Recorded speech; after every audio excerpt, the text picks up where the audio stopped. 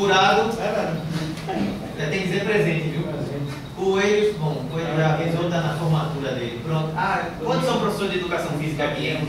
Levanta a mão. Bacana, eu preciso conversar com vocês, tá certo? Depois. Santa Isabel. Presente. É na escola, rapaz. Toque. Presente. CTV já avisou, tá ok. Cavanga. Presente. Vila Cardeal. Ok. Vila Real Madrid. Campina do Barreto. São Martim.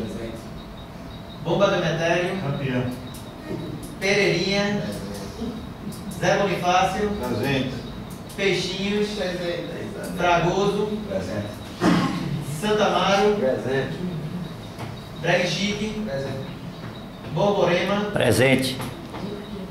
Alto do Pascoal. Presente. Vasco da Gama. Engenho do Meio, nada. Entrapulso.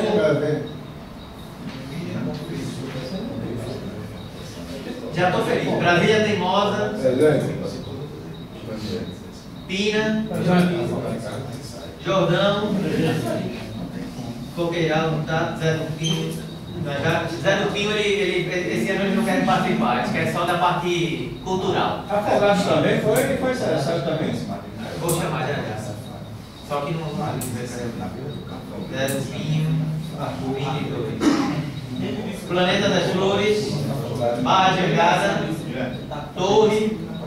Dois Carneiros. Caçote. Presente. Malvinas. Presente. E Afogados. Bom, hoje tivemos 25 comunidades de 32. Tá vendo, Federação Pernambucana de Futebol? Numa quinta-feira, sem envolvimento nenhum de mídia, só vieram apenas para escutar, conversar, debater e deixar as coisas bem claras e abertas como sempre. Tá certo? O bom disso é que vai virando uma unidade.